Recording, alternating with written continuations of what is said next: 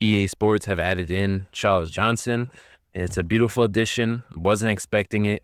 The character model looks pretty much flawless. I really love how they have great details, especially with the Frostbite engine. It helps these character models that they're putting into the game, the newer ones and the alter egos, look very lifelike. But we're going to put some hands on people. First fight, we got Joshua Van. But to explain, Charles Johnson, if you guys don't know, his last 5 fights, he has won 4 out of 5. He won against Hadley, Van. I'm not even sure who this guy is. He lost one to Tamirov, then came back and won again. And now he's going to be fighting next week on that first Paramount card of the year, which is going to be really big for him. I know a lot of eyes are on Charles Johnson simply for the fact that he has a win over, the champion of the flyweight division, Joshua Van. So definitely keep an eye out for that fight. I think it's on the prelims, and it's going to be against Alex Perez, which is a veteran of that division. So if he can get through him convincingly, pretty sure he's going to get a top 10, top 5 guy if he hasn't already faced one. So it's just a beautiful opportunity for him. And with Van becoming champion, that's why a lot more people are talking about Charles Johnson. He was the last guy to defeat Joshua Van. But in this fight, I'm really trying to have a new style where, I'm winning a lot of exchanges, using the jab more. I was watching some Go 1099 because, everyone says he's pretty much the best at exchanging. And I'm just trying out a few things he does do in his fights. Because in this game, if you try to run too much from pressure or you try to go under, work the body, it's just not as effective. Because you'll see, I throw a lot more. And the rocks and the stuns and the drops I get kind of do better than body work. And then pretty much after we built up all that head damage or they get rocked, almost every exchange, we can easily hit the body and do way more damage on top of them getting stunned and basically knocked down over and over and over. So, just something I'm testing out, practicing. You'll probably see it on stream if you guys do pull up to my streams. Definitely going to be practicing a bit more there just to see how it works. I mean, it's going to lead to me losing some fights because, that's not how I normally play. But you kind of have to learn how to play every style, and some styles need more volume. You got Manel Kate. You got to be careful because this is the buff version, of course. So he does have 97 punching power. We don't really have that much power compared to, Manel Kate, but we do have great durability. We've got carved of wood, so if we're taking more damage than our opponent, it activates a buff where we take less damage. So if we do get into firefights that we're losing within this fight, it's going to make it so much easier. He has so many health perks, even as a Recharger, covers more health in between the rounds, so could afford to really just brawl with Charles Johnson. It's really cool. Reminds me of like a Yuri or like a Gaethje of the division where they could just run through everything. I mean, Van's kind of like that too. He pressures forward. He is very durable as well. You've seen in the Val fight, he's eating a lot of great counter shots. But Charles Johnson is definitely going to be a fun pick for sure. And it's a pick I actually really like using.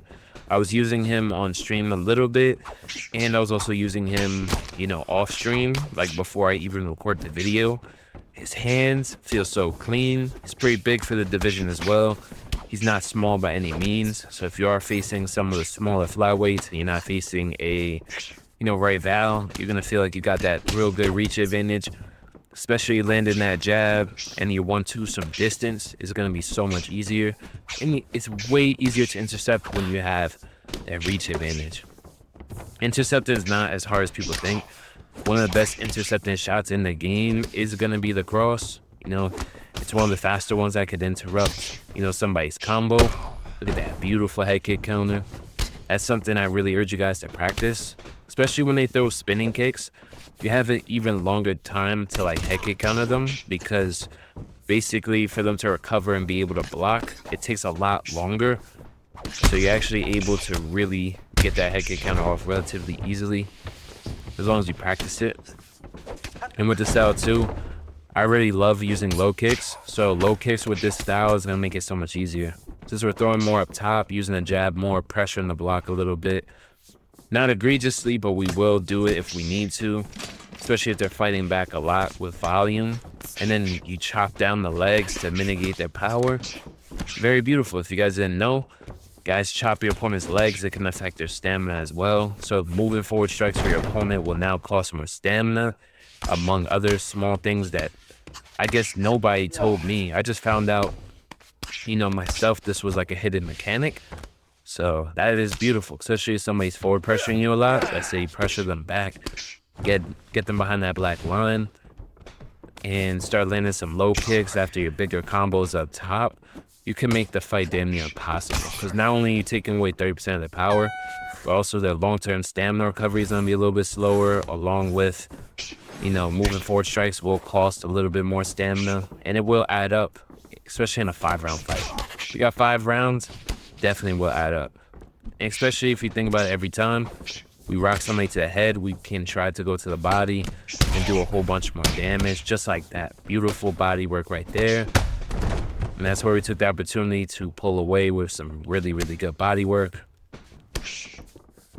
And on top of that, you know, he got stunned once and then he got knocked down. So not sure why he's really trying to wrestle with Manel Kate. That's not really his main thing.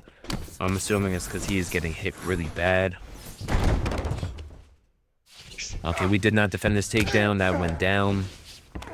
But he's not really good at controlling for the most part. So I'm just building my GA. That's why you don't pre-deny. He's just trying to pre-deny, get some lucky denials. And if that's all you're trying to do, people are going to be able to get up very easy. Look at that. Now we're going to be going to war with Brandon Royval. Trust me, this one is a fucking war. It's a really fun fight. We're both throwing the hands. We're both throwing high volume. Started off pretty well. So this is definitely a great fight to display the durability and the boxing capabilities of Charles Johnson. Now with Brandon Royval, he did get nerfed a little bit with his chin. He recently got KO'd by Manuel Cape. But regardless, he has way more reach than us. He has way better cardio. And he could definitely outlast us in the volume department and afford to throw more volume.